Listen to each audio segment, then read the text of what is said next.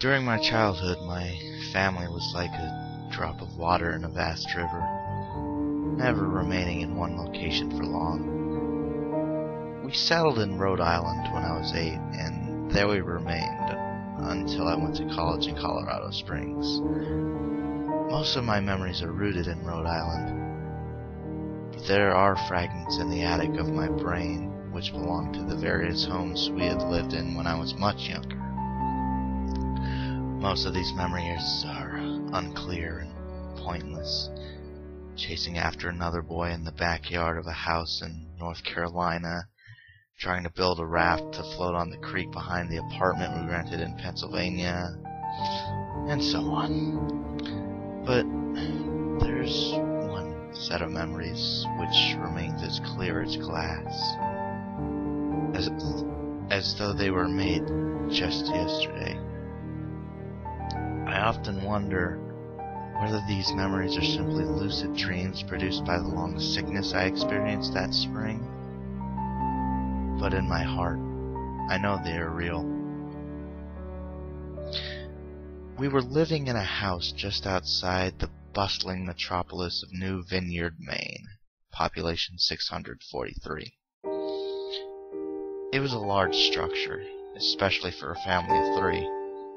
There were a number of rooms that I didn't see in the 5 months we resided there.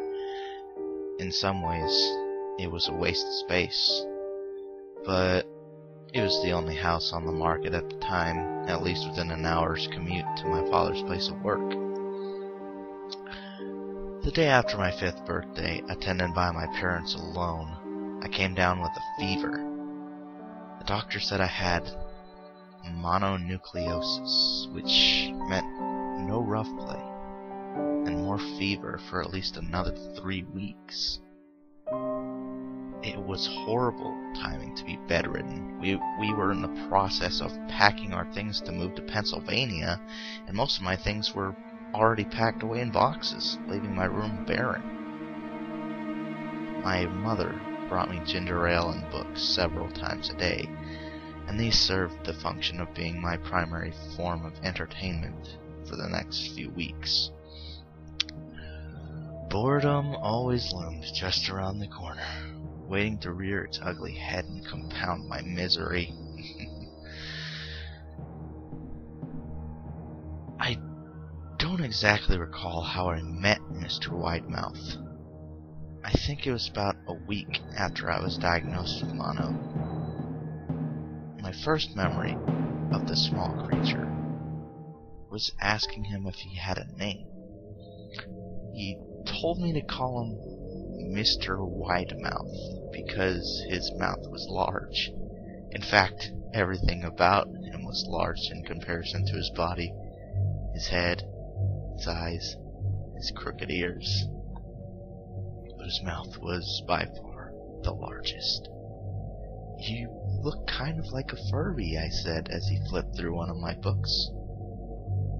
Mr. Widemouth stopped and gave me a puzzled look. "Furby? What's a Furby?" he asked.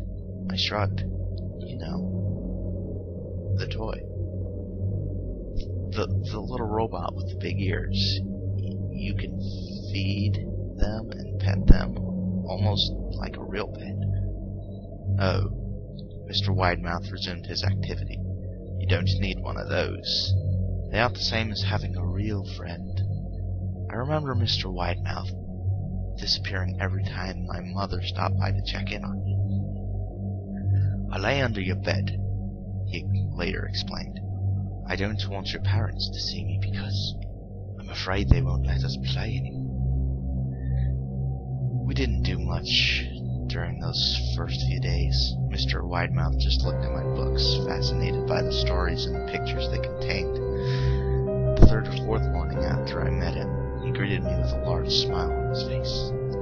"I have a new game we can play," he said. "We have to wait until after your mother comes to check on you, because she can't see us play it. It's a secret game." After my mother delivered more books and soda at the usual time, Mr. Widemouth slipped out from under the bed and tugged my hand. "We have to go to the room at the end of this hallway," he said. I objected at first, as my parents had forbidden me to leave my bed without their permission, but Mr. Widemouth persisted until I gave in. The room in question had no furniture or wallpaper. Its only distinguishing feature was a window opposite the doorway. Mr. Widemouth darted across the room and gave the window a firm push, flinging it open. He then beckoned me to look out at the ground below. We were on the second story of the house, but it was on a hill, and from this angle, the drop was farther than 2 stories due to the incline. "I like to play pretend up here," Mr. Widemouth explained. "I pretend that there is a big, soft trampoline below this window, and I jump. If you pretend hard enough, you bounce back up like a feather. I want you to try." I was a 5-year-old with a fever, so only a hint of skepticism darted through my thoughts as I looked down and considered the possibility. "It's a long drop," I said. "But that's all a part of the fun. It wouldn't be fun if it was just a short drop. If it were that way, you may as well just bounce on a real trampoline." I toyed with the idea, picturing myself falling through thin air only to bounce back to the window on something unseen by human eyes. But the realist in me prevailed. "Maybe some other time," I said. I don't know if I have enough imagination. I could get hurt." Mr. Widemouth's face contorted into a snarl, but only for a moment. Anger gave way to disappointment. "If you say so," he said. He spent the rest of the day under my bed, quiet as a mouse. The following morning, Mr. Widemouth arrived holding a small box. "I want to teach you how to juggle," he said. "Here are some things you can use to practice before I start giving you lessons." I looked in the box. It was full of knives. "My parents would kill me!" I shouted, horrified that Mr. Widemouth had brought knives into my room. Objects that my parents would never allow me to touch. "I'll be spanked and grounded for a year." Mr. Widemouth frowned. "It's fun to juggle with these. I want you to try it." I pushed the box away. "I can't. I'll get in trouble. Knives aren't safe to just throw in the air." Mr. Widemouth's frown deepened into a scowl. He took the box of knives and slid under my bed, remaining there the rest of the day. I began to wonder how often he was under me. I started having trouble sleeping after that. Mr. Widemouth often woke me up at night, saying he'd put a real trampoline under the window. A big one that I couldn't see in the dark. I always declined and tried to go back to sleep, but Mr. Widemouth persisted. Sometimes he stayed by my side until early in the morning, encouraging me to jump. It wasn't so fun to play with anymore. My mother came to me one morning and told me I had her permission to walk around outside. She thought the fresh air would be good for me, especially after being confined to my room for so long. Ecstatic, I put on my sneakers and trotted out to the back porch, yearning for the feeling of sun on my face. Mr. Widemouth was waiting for me. "I have something I want you to see," he said.